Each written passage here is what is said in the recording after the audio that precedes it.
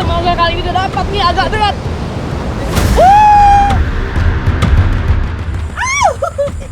Capek dia saya. Ini dia. Cantik sekali ya warnanya pantun.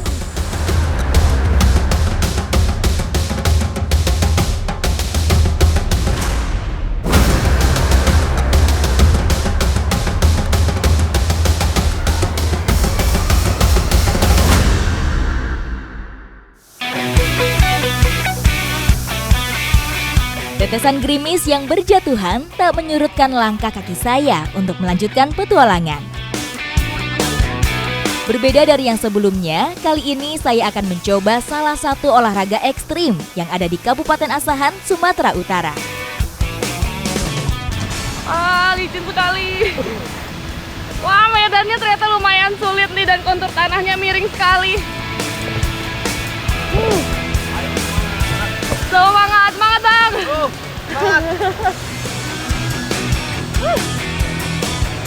Harus hati-hati ini karena sebelah kanan saya sudah jurang.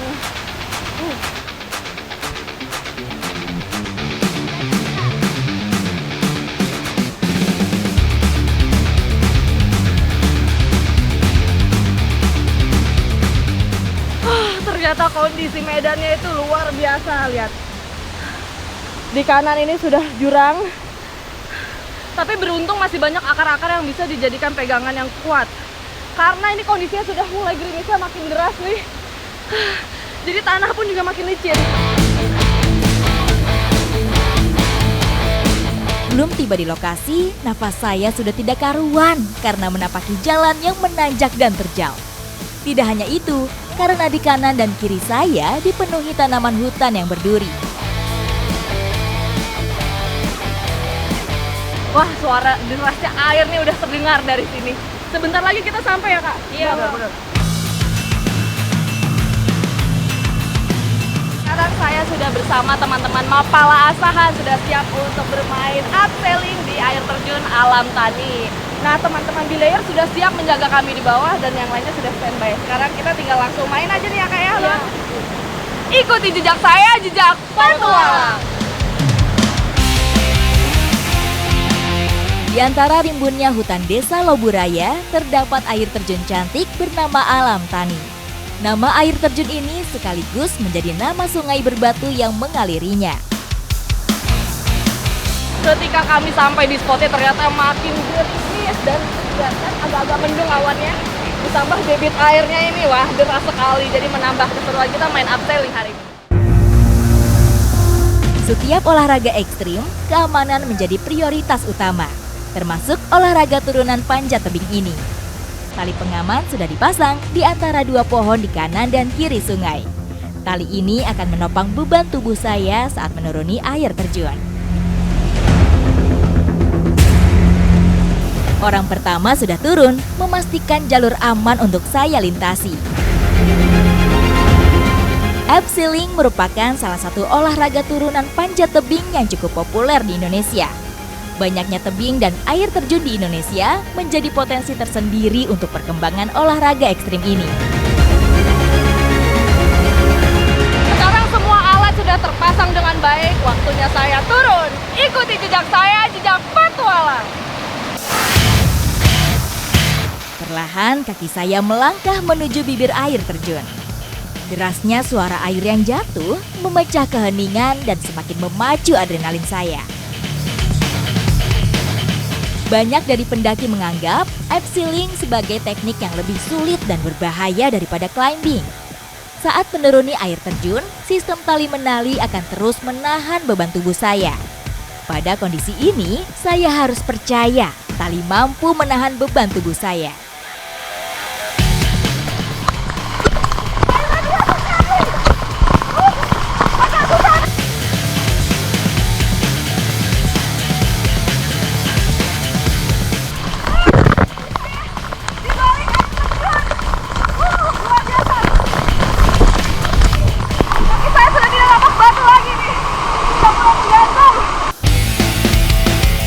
Dalam olahraga ekstrim ini, kerjasama tim yang profesional sangat dibutuhkan.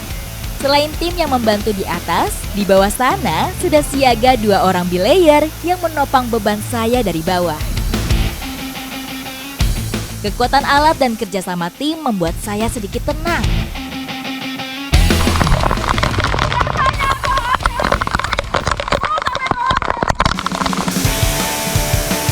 Abseiling di air terjun memang memberikan sensasi berbeda. Fokus saya terpecah antara mengoperasikan alat dan bertahan dari derasnya air yang terasa menghujam tubuh saya.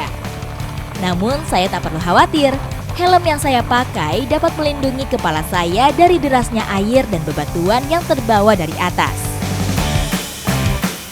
Air terjun alam tani mempunyai kontur yang cukup unik. Ternyata, di balik derasnya air terjun ini terdapat goa di dalamnya.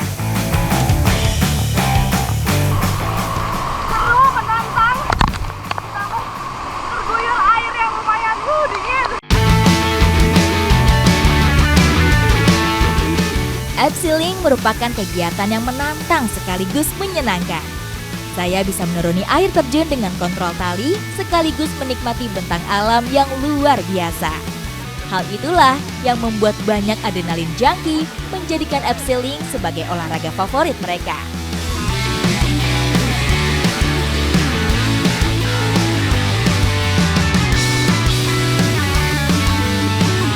Jadi ini bedanya dari air terjun yang pernah saya naiki.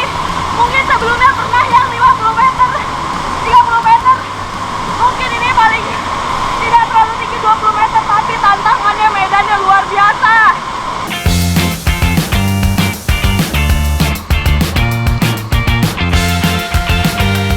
Lumayan ya, pijat gratis.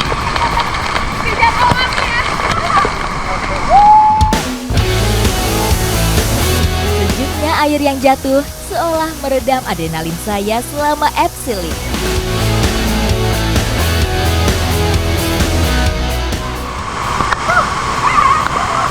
Selesai juga. Nah, kita sudah selesai abseiling di ketinggian 20 meter ya. Wah,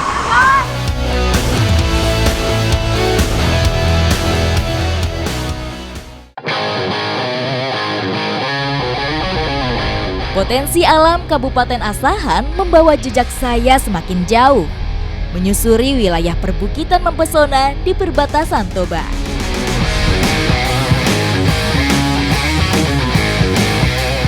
hari ini bareng teman-teman CBI 02 Sumatera Utara mau cari spot camping tersembunyi di Asahan.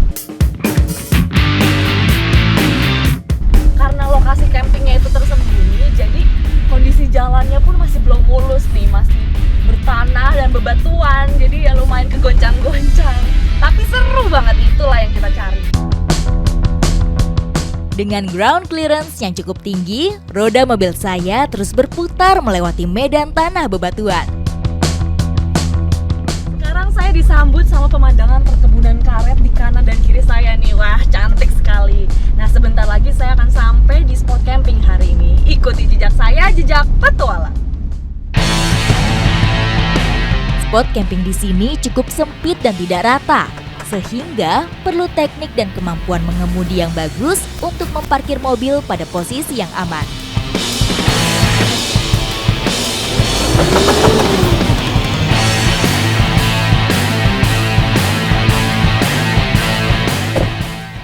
Akhirnya sampai juga saya di Sungai Bantia, Aek Tarum, Asahan. Nah, disinilah lokasi camping kami hari ini. Sekarang saya mau lanjut siap-siap buka owning dan lainnya.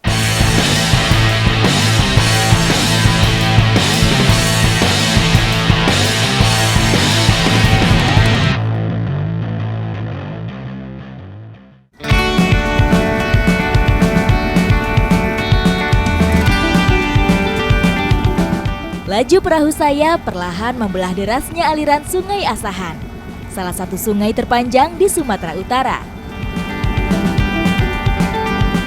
Ke Asahan nggak lengkap kalau nggak nyobain udang galahnya. Nah, sekarang nih saya bersama Pak Sahidi mau mencari udang galah di Sungai Asahan. Super excited, kira-kira dapat berapa banyak? Ikuti jejak saya, jejak petualang. Saat musim hujan, debit air Sungai Asahan meningkat drastis. Suara perahu yang semakin keras menandakan arus sungai yang saya lewati ini sangat kencang. Sambil mengemudi, Pak Sahidi mengamati setiap jengkal tepian Sungai Asahan yang kami lewati. Biasanya udang galah itu banyaknya di tepian sungai seperti ini nih.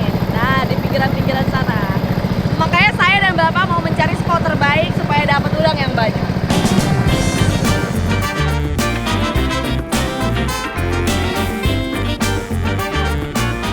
Akhirnya kami sampai juga di spot pencarian udang galah. Nah, memang di sini kondisi airnya sudah mulai tenang dibandingkan yang tadi. Nah, ini dia nih. Itu kan perbedaannya kan? Di pinggiran sini tenang, sementara yang ini masih lumayan deras. Wah, batu juga.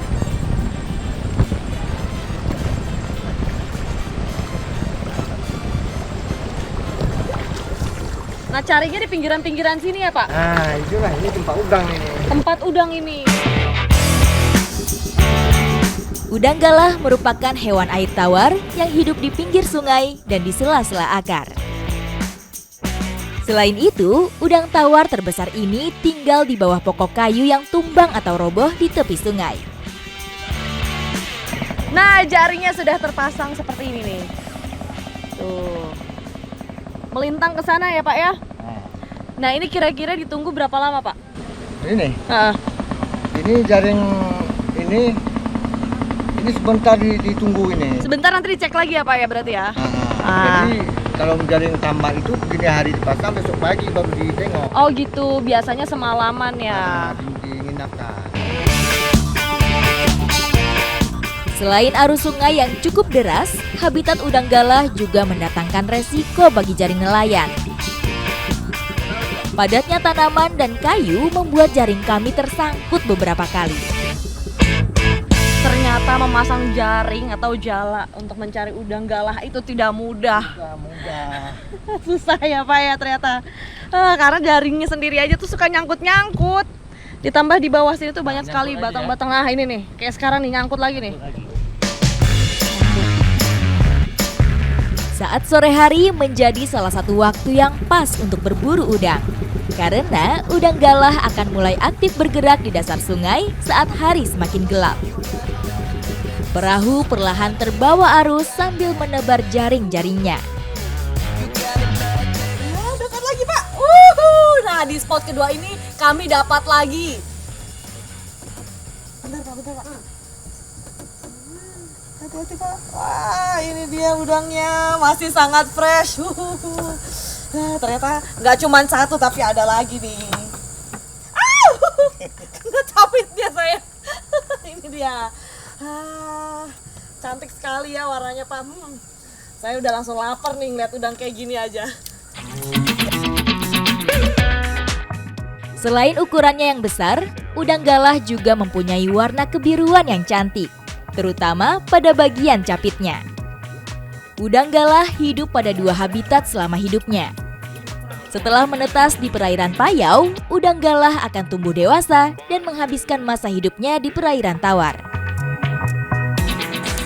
Nah, kalau megang udang itu harus hati-hati karena tadi baru aja saya kecapit. Nah, dan bagian kepalanya ini nih, wah, tajam sekali, jadi harus hati-hati dan megangnya seperti ini.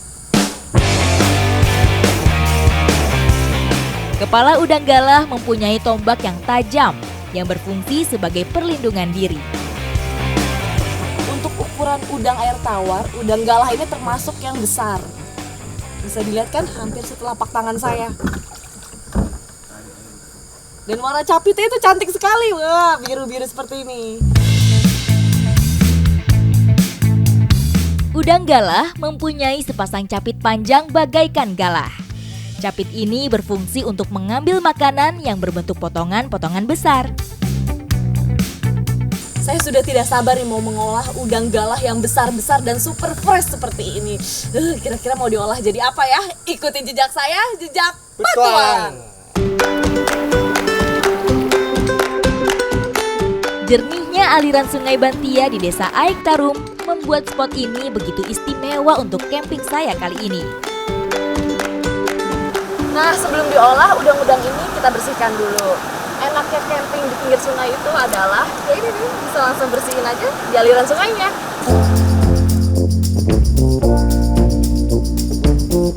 Selain kotoran, udang galah biasanya dibersihkan dari bagian-bagian yang tajam dari badannya. Setelah bersih, giliran saya dan para om-om camper van mengolah udang galah hasil tangkapan saya. Karena persediaan bumbu mulai menipis, kami memanfaatkan bahan-bahan yang tersisa. Udang ini akan digoreng dengan bumbu cocol.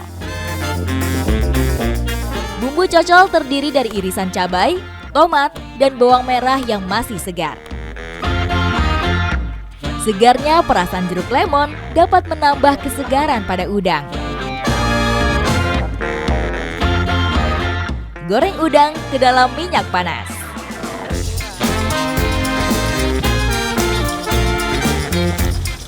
Udah Om, memasak udang itu nggak perlu lama-lama. Bisa dilihat kan warnanya aja udah langsung berubah. Jadi sebentar lagi matang ya Om ya. Udah matang. Cantik sekali Iya, warnanya. Karena minyaknya langsung Panas ya tadi ya. panas, jadi langsung berubah kalau dimasukkan udang. Tambahkan kecap manis bersama bumbu iris, aduk sampai merata. Emangnya udang galah Asahan itu terkenal enaknya pol. Sekarang saya mau coba ini. Teksturnya itu lembut sekali. Karena ini masih fresh, jadi masih manis sekali udangnya. Mantap. Padahal hanya dengan cocolan sederhana ya Om ya. Iya, mantep. Cuma digoreng aja. Pakai cocolan ini sudah luar biasa rasanya. Satu nggak cukup Om. Sama seperti udang lainnya, udang galah memiliki cita rasa yang manis. Rasa dagingnya 11-12 dengan daging lobster. Langit sudah mulai gelap, kami harus segera menghabiskan udang-udang ini. Wah, lagi menikmati udang dengan nikmatnya, tapi udah keburu hujan nih sekarang. Iya, Kita harus pindah nih Om. Ikuti jejak saya, jejak petualangan.